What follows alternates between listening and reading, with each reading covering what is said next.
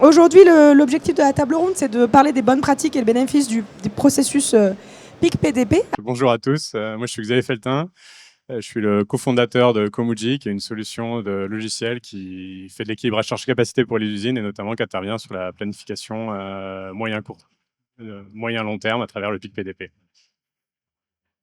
Perrine Thiebaud, société Digétique. J'interviens sur les thématiques d'éviter de perdre du temps sur l'atelier de production, suppression des Excel, des tâches chronophages pour améliorer l'efficacité et redonner du sens au travail à tous les niveaux de l'entreprise. Elena Savastianova, supply chain manager et membre de CODIR de Savoir Mollage, qui est une entreprise d'injection plastique et utilisatrice au quotidien de Komuji. Merci beaucoup pour vos présentations. Du coup, aujourd'hui, donc, le processus PIC-PDP, aussi appelé SNOP en anglais pour les anglophones, mais on est à Lyon, on va rester francophone aujourd'hui. C'est un processus qui est souvent mal compris, sous-exploité. Aujourd'hui, on va parler de bonnes pratiques. L'idée, c'est d'être pragmatique, concret pour que vous puissiez repartir avec des clés activables. C'est un processus qui permet d'optimiser la production, d'aligner les équipes, de gagner en compétitivité. Et pourtant, effectivement, on voit que c'est un processus qui est complètement sous-exploité, notamment dans les PME industrielles. Pourquoi c'est un sujet qui est crucial aujourd'hui et dont il faut qu'on parle plus, Xavier, si tu peux nous en dire un petit peu plus. Oui, pour moi, c'est un processus qu'on retrouve dans certaines industries qui est très mature et inversement, dans d'autres, c'est vraiment pas un processus maîtrisé et qui peut apporter beaucoup de choses. Peut-être je vais laisser Elena répondre parce qu'il y a quelque chose qu'elle a dit en préparation de cette table ronde que j'ai vraiment adoré et qui illustre vraiment le pourquoi on peut faire ça et qu'est-ce que ça apporte. Et je trouve que c'était très rationnel et très concret. Du coup, je vais passer la balle à Elena. Très bien, ça me va Je parfaitement. trouve ça vraiment très bien. Moi, en fait, j'étais très surprise quand on m'a dit qu'en France, on utilise très peu PIC et PDP dans l'industrie parce que pour moi, je ne vois pas comment on peut planifier la production et être efficace.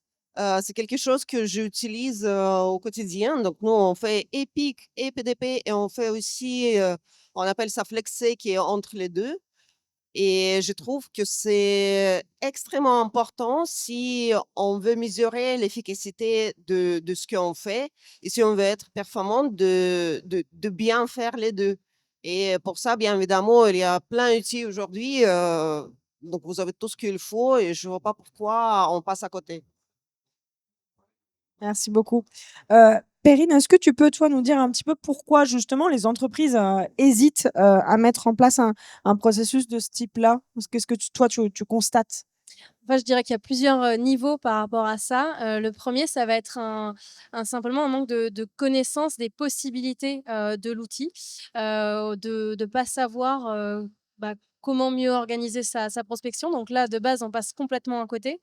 Dans un deuxième niveau, on peut savoir que ça existe, mais par contre, d'avoir un manque de formation et des difficultés à le mettre en place. Et même quand on en sait plus sur le sujet, il y a une crainte que ce soit compliqué à mettre en place, que ça va coûter cher, que ce soit plus difficile à mettre en place qu'autre chose. Ça nécessite aussi parfois de changer les mentalités dans l'entreprise. Donc plutôt que d'y aller, on se renferme sur ce qui a toujours marché ou marchoté dans l'entreprise et du coup, on n'y va pas. C'est un petit peu le constat. Et Xavier, ouais, si tu veux rajouter quelque chose. Oui, il y a une phrase que j'entends souvent, c'est on n'arrive plus à rien à prédire, du coup on ne veut pas travailler sur le long terme. C'est vrai, je pense qu'il y a beaucoup plus d'instabilité que dans le passé, mais c'est aussi se forcer à comprendre, faire une sorte de machine learning un peu sur notre processus, de comprendre qu'est-ce qui a fait, quels étaient les signaux faibles qu'on peut détecter, qui peuvent être reproductibles et qui vont permettre du coup de s'améliorer et de comprendre. Et ce côté on peut rien prévoir actuellement, bah, c'est pas forcément une bonne raison pour pas attaquer un processus PIC et pas travailler dessus parce que c'est ça c'est ce processus justement qui permet de comprendre et d'aller anticiper et planifier pour aller chercher de la rentabilité et de la marge derrière parce que c'est ça qu'on va chercher à travers ce processus.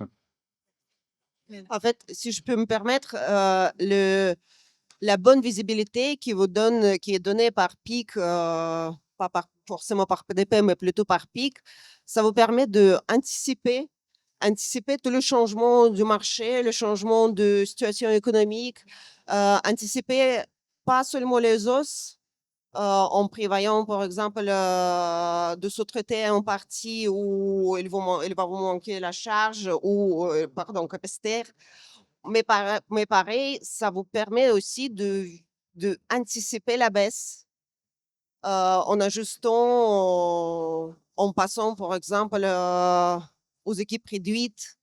Et comme ça, vous libérez en fait le cash, vous gagnez. Enfin, ça vous permet de garder la marge malgré la baisse de chiffre d'affaires. C'est ça, en fait, qui est le plus important de cette projection, de cette vision globale sur moyen et long terme.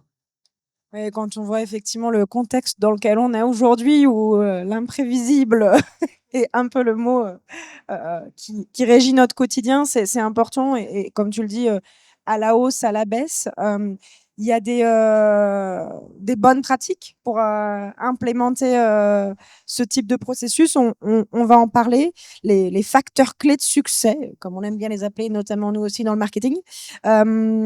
Xavier, si tu peux justement nous évoquer les quelques gros pièges à éviter quand on veut se lancer, lesquels sont-ils?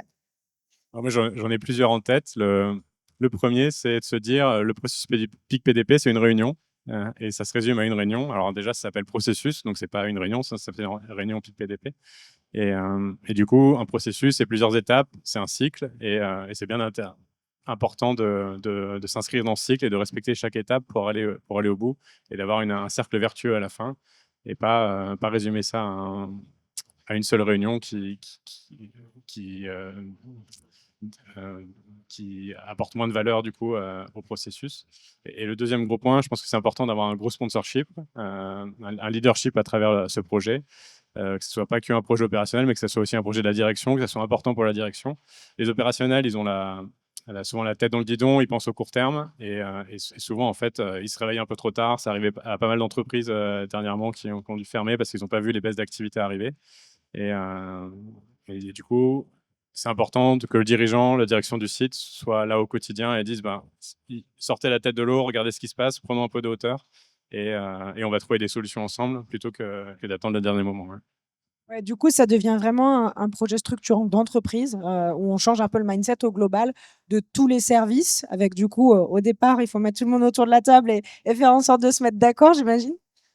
Oui, c'est ça. Et c'est pour ça qu'on parlait tout à l'heure justement, je parlais du fait qu'il y a plusieurs étapes. Et j'ai vu plein de réunions un peu. Justement, le processus était réduit à une seule réunion. Et déjà, dans la réunion, on passait la moitié de la réunion à se mettre d'accord sur les chiffres. Est-ce qu'on était d'accord sur les chiffres d'affaires du mois dernier? Oui, mais en fait, c'était pas le bon parce que ça, on l'a envoyé 2 jours après. Et du coup, ça rentre pas dans le mois. Et on perd la valeur parce qu'on constate les chiffres. Et du coup, la première étape, c'est déjà que le responsable du processus, il a validé avec tout le monde les chiffres, et que quand on fait la réunion PIC PDP, on parle des actions et on n'est pas à discuter non, mais je suis pas d'accord, ce chiffre-là, c'est pas le bon parce que tu n'as pas pris ça en compte.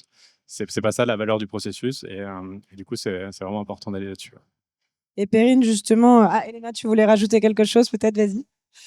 Oui, en fait, je voulais ajouter que quand on arbitre bien quand on présente déjà bien notre pic, c'est important d'avoir des outils pour ça. Donc, si c'est bien visible, si c'est bien visuel, si on présente ça en graphique, parce que pic, ça sert, c'est les valeurs globales. Donc, on ne fait pas micro-planification, article par article, pièce par pièce. Pic, ça sert de voir l'image globale de chiffre d'affaires prévisionnel. Sur moyen terme, c'est mois prévisionnel plus fixe, on va dire. Sur plus loin, c'est vraiment prévisionnel. Arbitrage de tout ça, ça vous permet de prendre les bonnes décisions sur les investissements, par exemple, aussi, parce que si les marchés changent, vu que vous voyez dans global, il y a en partie, donc on n'est pas article par article, on est dans la famille. Donc, si je vois que le volume une famille de l'article est à la hausse et l'autre qui chute, ça me permet aussi d'aller plus loin et même vis-à-vis mes fournisseurs, donc là, ça touche partie achat, de négocier les contrats globaux. Parce que je vois, par exemple, sur long terme, j'ai tel ou tel groupe, famille d'articles qui est à la hausse, donc je vais consommer plus de telle ou telle matière ou tel consommable. Donc, en fait, c'est pas seulement plan commercial, c'est aussi, ça sert à faire PNL après, ça sert à planifier aussi votre trésorerie pour les achats. Ça sert à plein de choses et si c'est bien fait, si c'est bien visuel, ça permet vraiment de augmenter l'efficacité, mais là, je parle pas de 3 mais de à la limite de 30. Enfin, j'ai pas peur de dire ces chiffres. C'est vraiment, il faut le faire et en plus, encore un très grand valeur de pic, ce que ça devient votre objectif. Donc vous travaillez pas pour faire quelque chose sans objectif, donc on fait au mieux. On fait au mieux c'est quoi? Là, vous voyez votre objectif et vous faites votre maximum pour l'atteindre. Merci beaucoup. Le 30 je pense que c'est ça qu'il faut retenir. Perrine, est-ce que justement tu peux peut-être nous évoquer un peu les prérequis pour se lancer? Il y a, voilà, il y a des petites choses à avoir en tête. Bah, déjà, souvent, on est sur un changement, d'état d'esprit. Comme le disait Elena, en mettant, en place, un processus, PIC PDP, on est sur un retravail global, de la façon dont on va travailler l'atelier pour pouvoir gagner justement 30. On n'est plus à optimiser, localement ce qui se passe. Donc il y a un changement d'état d'esprit à se dire qu'on travaille tous pour le même objectif. Donc la première chose, ça va être, de correctement récolter ces données. Xavier le disait tout à l'heure, ce qu'on veut éviter, c'est que ce soit juste une réunion, qu'on passe à débattre sur des données. Donc la première chose, c'est récolter les données, savoir d'où elles viennent et qu'en fait, avant la réunion, on soit d'accord sur les données pour qu'on puisse travailler dessus, qu'on puisse construire des scénarios, les valider et qu'il n'y ait plus de questions. Qui a raison, qui a tort, c'est pas le sujet. Le but, c'est nos données, c'est ça. Comment on va vers nos objectifs demain? Ensuite, une fois qu'on a nos objectifs, bah, va falloir les décliner sur, des indicateurs, qui parlent à tout le monde, à toutes les étapes de l'entreprise pour que tout le monde travaille dans le même sens. Quand on quand on a des objectifs qui s'opposent, si on décide que telle machine, on va l'objectiver sur, une capacité à être occupée, mais que derrière, elle est pas du tout liée au flux critique de l'entreprise, améliorer la performance de cette machine, ça va pas ramener du cash derrière et c'est ça qu'on cherche. Donc, on va lui trouver des objectifs qui sont cohérents avec le fait que, bah, le but, ce soit d'arriver à livrer les commandes dans les temps et à ce que chaque action aille vers le chiffre d'affaires et pas à produire pour faire du stock, à faire de l'immobilisation et ce genre de choses. Une fois qu'on est d'accord sur comment on collecte les données et comment, on sait que nos données sont bonnes et qu'on en est sûr, l'important, c'est de processiser les choses. On ne doit pas se poser la question à chaque fois qu'on a une animation de plan à faire: «Comment je récupère mes données?» C'est qui le fait, à quelle fréquence, hem, à partir de quelle source et comment je les présente. Parler de comment on présente le pic pour qu'il soit parlant, c'est très important qu'on ait toujours une même présentation pour qu'on puisse l'exploiter. Puis le dernier prérequis, c'est d'impliquer tout le monde parce que c'est un projet d'entreprise et tous les départements doivent travailler. C'est pas un sujet de production, c'est pas un sujet commercial, c'est pas un sujet marketing, c'est un sujet de tout le monde où il faut à la fois savoir quelle promotion on va avoir, quels produits on va mettre en avant, quelles sont les évolutions du marché et les capacités de prod. C'est tout le monde qui va contribuer à ça. Ouais, merci beaucoup. J'avais aussi retenu quelque chose pendant la préparation de la table ronde dont on avait parlé. Et Xavier, tu avais une petite phrase qui m'avait beaucoup plu, que j'espère que tu pourras répéter, sur la nécessité de faire aussi plusieurs scénarios pour quand on fait un choix, bah, mine de rien, on s'est ouvert les possibilités et le choix, on le fait en toute conscience. Tu peux nous parler de ça? Oui, tu m'as mis le stress, parce que je me souviens plus c'est quoi la phrase. Ça, je la dirai pour toi, c'est pas grave. Mais oui, effectivement, l'important de cette réunion, c'est d'arriver préparé avec plusieurs scénarios et de décider. Et je pense que là, je me souviens d'où on va. C'est que le choix, quand c'est 80%, enfin 80-20, tout le monde sait faire le choix. C'est quand c'est 51-49 que c'est compliqué de choisir. Et du coup, plus on a de données, plus on a préparé des scénarios, plus on va être capable d'aller loin dans les décisions et prendre surtout enfin, déjà agir. C'est la première chose qu'on voit, où des fois, il y a un premier frein, on n'ose pas prendre la décision parce qu'on n'est pas sûr des données, on n'est pas sûr de ce qu'on on se base. Et du coup, arriver avec des scénarios préparés, chiffrés, donc effectivement, les outils permettent de faire ça et de se dire, bah, je prends cette décision en pleine conscience et je ne suis pas attentiste. Et nous, notre philosophie vraiment chez Comulgi, c'est de forcer les gens à prendre des décisions parce que c'est la plus mauvaise décision, c'est de ne pas en prendre. Moi, la phrase que j'avais retenue, c'est pas toi qui vas choisir, mais mets-toi à la place de celui qui va choisir. C'était un petit peu la même C'est chose. ça aussi. Il y a effectivement cette nécessité, et en tout cas ce bénéfice, ça va faire notre transition sur cette partie bénéfice mine de rien, tout le monde aussi finit par se rendre compte de l'impact que telle ou telle décision peut avoir sur le collègue. Donc on réunit tout le monde autour de la table pour dire ah oui, en fait il n'y a pas que la prod, il n'y a pas que le marketing aussi parfois dans notre petite tour dorée. Donc si on fait le lien justement sur les bénéfices, Elena, toi peut-être, est-ce qu'il y a des choses qui ont changé dans l'entreprise grâce à ce processus, une meilleure relation interne ou au contraire des prises de décision qui sont différentes parce qu'on se rend compte de l'impact que ça peut avoir dans tel ou tel service qu'on n'avait pas forcément envisagé? Bon, moi, j'ai un très bon exemple, très concret. L'année dernière, deuxième semestre de 2024, quand la crise économique a commencé vraiment bien toucher construction, grâce à notre arbitrage de pic, nous, on fait tous les mois. On fait tous les mois sur trimestre et jusqu'à la fin d'année, sur l'année. Donc, sur trimestre, on dit que c'est plus ou moins fiable.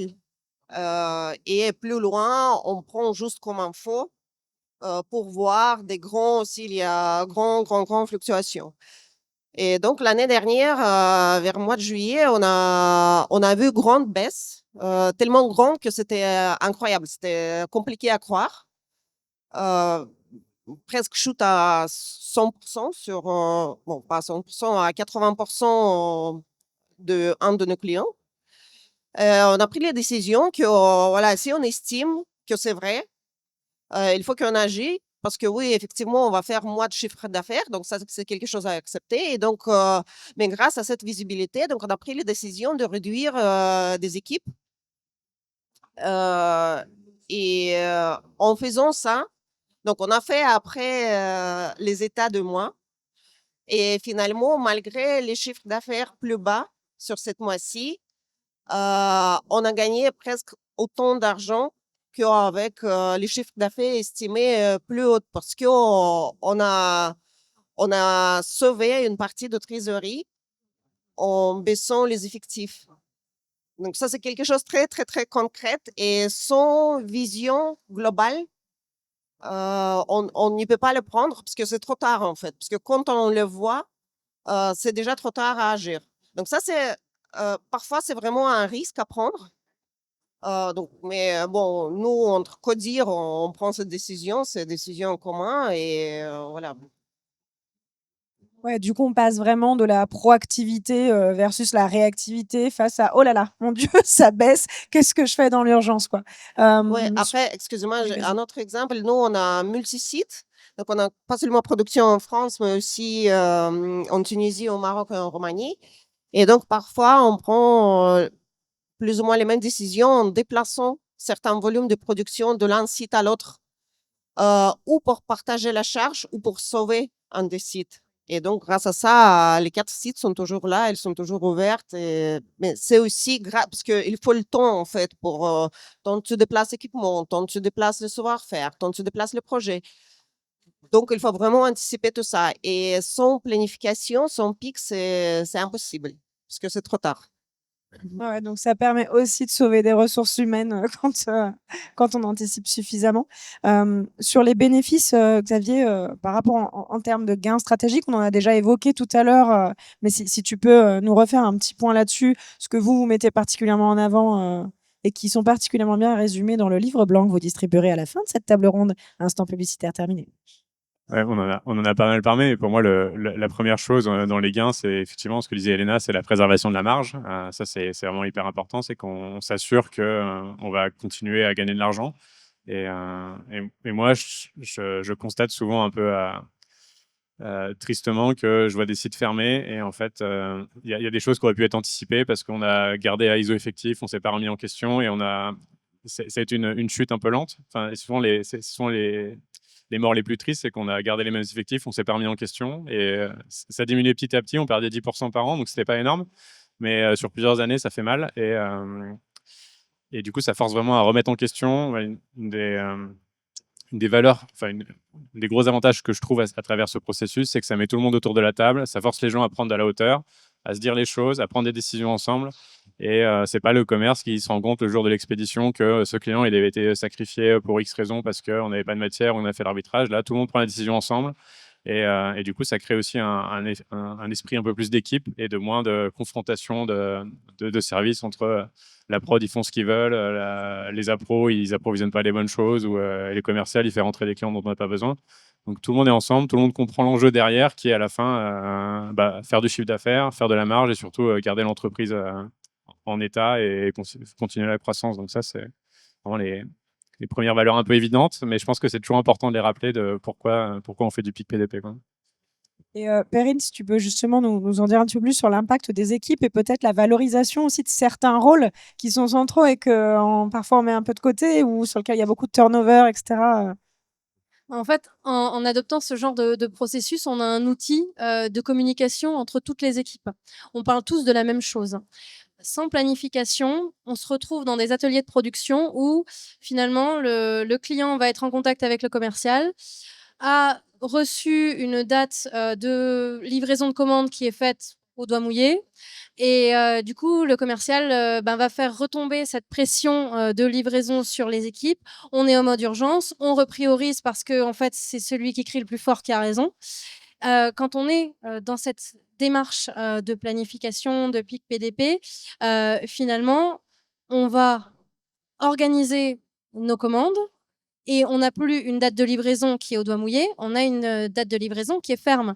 Le commercial, il est en mesure de communiquer correctement à son client quand est-ce qu'on va faire notre livraison. Donc, en fait, on enlève la pression au niveau de la production. On a un travail qui est plus serein, on s'adapte plus à l'urgence, on a un plan, on le suit et ça permet de travailler avec beaucoup plus de sérénité. Et finalement, tout le monde parle le même langage. On a un outil de communication entre les services. C'est vraiment ça que je trouve hyper intéressant en termes de travail au quotidien. Et effectivement, sur le terrain, chacun peut faire son métier au mieux, avance de manière sereine sur ce qu'il a à faire et ne se sent pas invalidé parce que ah mais non, tu as fait ton installation pour tel produit, ben t'arrêtes tout. T'arrêtes tout, je m'en fiche que tu aies fait la moitié, tu refais. On fait passer ce client en priorité parce que sinon on va avoir des problèmes avec lui. Cette commande-là, ils n'ont pas encore crié, donc ça va. Et je trouve ça extrêmement frustrant pour un opérateur de se dire bon, ok, faire et défaire, c'est toujours faire, mais quand même, on se dit mon métier, en fait, il n'a pas d'importance. Je suis toujours en train de m'adapter en permanence. Il n'y a pas de cohérence. J'ai pas la latitude de m'organiser pour être efficace. Je subis finalement ce qui se passe à l'extérieur.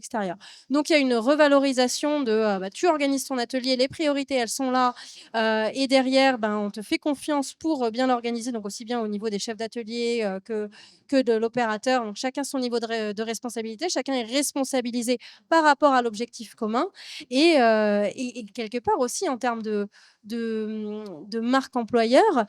Je veux dire, c'est bien de dire qu'on peut travailler sereinement chez nous. Si c'est fait en pratique, c'est quand même mieux pour la rétention. Donc, on arrive dans un endroit où c'est organisé, on n'a pas des heures sup en dernière minute, on n'a pas des fluctuations d'activité qu'on ne peut pas prévoir. Donc, quelque part, va venir travailler dans une société qui est organisée, qui a une vue sur le futur. C'est rassurant et c'est un endroit où on a envie de rester. Et dans le contexte actuel, où il est quand même extrêmement difficile de recruter dans l'industrie, on n'a pas envie de voir partir ces talents parce qu'on leur met trop de pression et qu'on change en dernière minute l'organisation. Ouais, c'était là que je voulais que tu en arrives au mot marque employeur où finalement on constate beaucoup, et on en avait parlé pendant la préparation, où dans les PME industrielles notamment, moi je le vois, hein, j'en souffre également sur les sujets marketing, on préfère investir dans la nouvelle machine high-tech qui n'aura pas forcément d'utilité tout de suite, plutôt qu'effectivement dans un processus qui nous fait un petit peu peur et dont on a l'impression que non, mais ça a toujours marché comme ça, donc ça va rouler et qui peut permettre de conserver la marge, d'améliorer le bien-être des salariés, etc. Et finalement, la dernière machine, elle peut peut-être attendre un petit peu. Peut-être juste, je ne sais pas exactement quelle heure il est, mais je me permets encore de poser une dernière question sur quelle est la temporalité lorsqu'on veut se lancer. Quand est-ce qu'on peut percevoir un peu les premiers bénéfices dans la mise en place d'un processus PIC PDP si on décide de se lancer demain? J'imagine que c'est assez variable, mais il y a peut-être une temporalité à mettre en avant. Je peux répondre là-dessus parce on l'a vécu chez pas mal de clients, notamment dans l'aéro et la défense qui faisait beaucoup de croissance actuellement avec le contexte actuel. Et alors c'est assez surprenant, mais les bénéfices sont vraiment tout de suite. Elena, elle parlait de gains à plusieurs chiffres, plusieurs décimales tout à l'heure, plus 30%. Donc c'est vraiment des choses. Et, chiffre d'efficacité, en fait, oui, pour que on soit tous en ligne. Mais c'est vraiment des choses qui sont capables d'être visibles tout de suite. Dès qu'on commence à planifier, à mesurer des choses, en fait, on s'améliore tout de suite. Et du coup, le cercle vertueux, il peut vraiment être quasiment immédiat. Donc, après 1 ou 2 mois, on a déjà des résultats qui peuvent être significatifs. Donc, c'est pas un objectif à long terme où on voit les bénéfices 18 mois après. Ça peut vraiment être très, très rapide. Surtout si, quand on le fait, effectivement, comme disait Perrine, les symptômes qu'elle décrit, les clients, les urgences sont dictées, le planning de prod est dicté par les clients qui sont pas contents. Dès qu'on a ces symptômes-là, mettre en place le processus de planification, court, moyen, long terme, ça fait tout de suite une énorme amélioration et ça rapporte effectivement énormément de sérénité dans l'atelier. Ça, c'est un mot qui nous a un peu surpris quand on a commencé Komuji. Les clients, après 6 mois, ils nous disaient, c'est quoi qui a changé dans votre atelier? Tout le monde est serein. Ça paraît bête, mais ça fait vraiment c'est vraiment important pour la production et pour justement garder ces talents au sein des usines. Ouais, on passe beaucoup de temps au travail, donc si on peut y être serein, c'est vrai que c'est mieux. Elena, Perrine, il y avait peut-être quelque chose que vous vouliez ajouter, ou l'une ou l'autre, pour conclure et peut-être laisser la place à 1 ou 2 questions si quelqu'un le souhaite. Oui, je voulais juste ajouter que là, je suis absolument d'accord avec ce que Xavier vient de dire, mais on enlève aussi, en mettant en place ce processus de PIC et PDP, on enlève la frustration. Et dans l'atelier, à tous les niveaux, en fait. Et au niveau codir, et au niveau, on arrête de se dire, bon, de toute manière, les clients font comme ils veulent, donc nous sommes en train juste de subir, ça la baisse, ça la hausse, on peut. Et dès qu'on a ce processus en place, on voit, oui, ça sera toujours variable. Ça ne sera jamais stable, sauf peut-être les produits bien spécifiques où la demande est vraiment très, très stable. Je ne sais pas même si aujourd'hui ça existe, mais sinon, ça sera toujours variable. Mais quand tu le vois, cette variation, ça t'assure, en fait, même puis n'importe, tu vois la hausse ou la baisse, mais tu as le temps de te préparer et mentalement, de préparer ton atelier, de préparer tes équipes, d'anticiper investissement, de préparer trésorerie. En fait, ça donne cette impression que tu gères un peu beaucoup plus que tu as géré avant que ce processus était en place. Ça réduit la charge mentale. Il y en a qui comprendront. Xavier, tu voulais rajouter quelque chose? Ouais, c'était une illustration d'un client qui nous avait dit, effectivement, après quelques mois, il dit, avant, on subissait la charge, on la voyait jamais venir, on se la prenait en pleine face, et puis il fallait réagir au dernier moment et on courait partout à la dernière minute. Et maintenant, on est capable de l'anticiper. Et quand on l'anticipe, ça veut dire qu'on la prévoit, on la planifie, et on n'est plus à faire le pompier toute la journée. Donc ça résume bien ce que Elena disait. Donc, je suis d'accord avec Elena. Et c'est important d'avoir un bon outil aussi pour ça. C'est ce que j'allais dire. Bons partenaires et bons outils pour C'est ça. évidemment. Non, mais vraiment, c'est important. C'est comme un bon ERP. Si tu as un bon ERP, bon MES, bon Komuji à côté, tu as tout ce qu'il te faut pour bien anticiper, bien planifier. Et, Merci à tous les 3 et je pense que moi, j'ai découvert plein de choses en préparant cette table ronde avec vous et je me dis qu'il y a un vrai sujet hyper central dans l'entreprise qui est voilà, commerce, marketing, prod, RH, finance et c'est important d'en parler plus. Ça réunit les gens et en ce moment, il faut jouer collectif même au sein des boîtes pour pouvoir être plus serein, plus résilient et affronter ce qui nous arrive, qui est un petit peu instable en ce moment. Donc, un grand merci pour cette mise en valeur et pour le boulot que vous faites au quotidien et pour votre témoignage. À très bientôt. Merci à tous. Merci. merci.